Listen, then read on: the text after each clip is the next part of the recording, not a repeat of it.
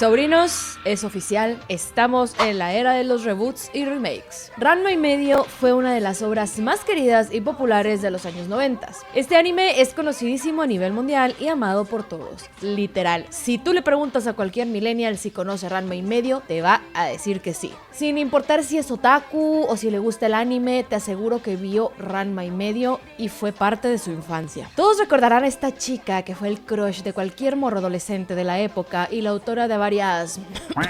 Pero no solo ella, es que Ranma y medio está lleno de waifus y es una obra muy picante, sin llegar a ser para adultos, con escenas explícitas de...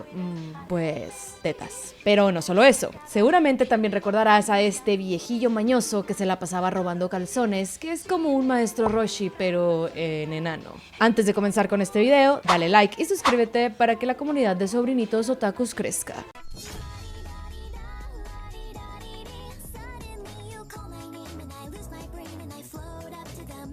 Increíblemente, las nuevas generaciones no conocen Ranma y medio. Y es normal, porque estamos en la era del anime. Creo que el anime no ha sido tan popular como lleva siendo desde la última década y nos han estado dando cada pedazo de obra que es muy difícil elegir entre una y otra. Pero, ¿qué sucede? Que gracias al dios otaku, la nueva modalidad de crear anime es evitando el relleno lo máximo posible, cosa que no pasaba hace 20 o 30 años. Al contrario, al no tener los mangas terminados y para no aplazar las emisiones, se inventaban temporadas completas de relleno y peor aún, se inventaban las tramas y finales de las historias y como podrás imaginar, era un mugrero, como en el caso de Fullmetal Alchemist, Sailor Moon, Samurai X y muchas más obras que fueron cercenadas por el relleno. Y Ranma y medio no fue la excepción. En Ranma tuvimos un chingo de relleno al grado de que se te olvidaba que el plot era que Ranma regresara a Yusenkyo para dejar de convertirse en mujer y muchos episodios literal los podíamos ver sin un orden cronológico porque no influenciaban en la trama. Y ojo que Ranma tiene relleno canónico, pero creo que se entiende lo que quiero decir. Es tan triste esto que a pesar de que todo el mundo conoce y vio Ranma y medio, podría asegurar que ni el 10% de la gente conoce su final. Gracias al estudio MAPPA, volveremos a ver a Ranma y medio en pantalla y esta obra promete ser más fiel al manga y con una animación preciosa, respetando los diseños originales e inclusive la mayoría de las voces en japonés. Esperemos que en el doblaje latino también. Como ya te he dicho, MAPPA es el estudio encargado de animar obras como Jujutsu Kaisen, Chainsaw Man, Vinland Saga, etc. Pero bueno, daré una breve sinopsis de Ranma y medio para todos aquellos ilusos e ignorantes que no conocen esta obra de culto. Si lo que quieres es pasar directo a las fechas de estreno, te dejo el minuto en pantalla. Ranma Saotome tiene 16 años y fue comprometido con Akane Tendo. Al llegar a la casa de los Tendo se dan cuenta que Ranma es mujer y nadie entiende nada hasta que sube a darse un baño y Akane quiere unirse a ella porque pues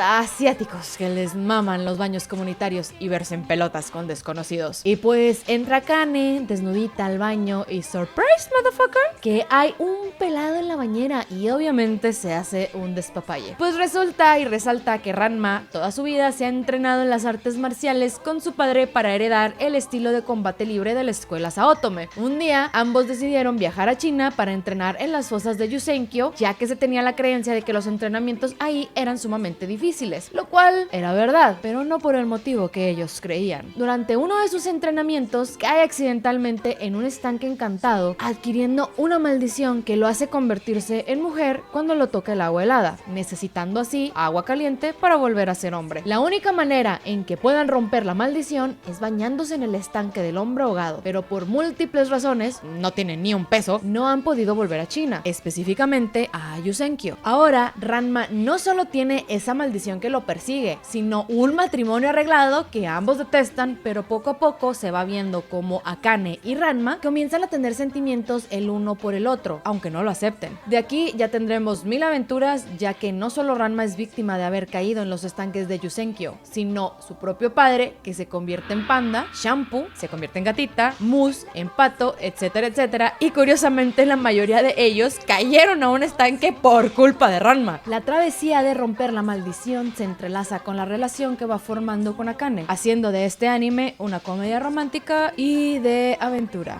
Adicional, tanto Ranma como Akane son tremendos rompecorazones que todo el mundo está enamorado de ellos, y cuando digo Ranma me refiero en su faceta de hombre y de mujer, por lo que tiene que afrontar muchas aventuras sumamente chuscas y graciosas. Este reboot se estrenará el 5 de octubre del 2024 en Japón y el 6 de octubre para el resto del mundo. Parece ser que la plataforma emisora de esta nueva obra será Netflix, pero este dato sigue por confirmarse. Por mi parte ha sido todo, dale al botón de like, suscríbete y sígueme en mis redes. Nos vemos en un próximo videito.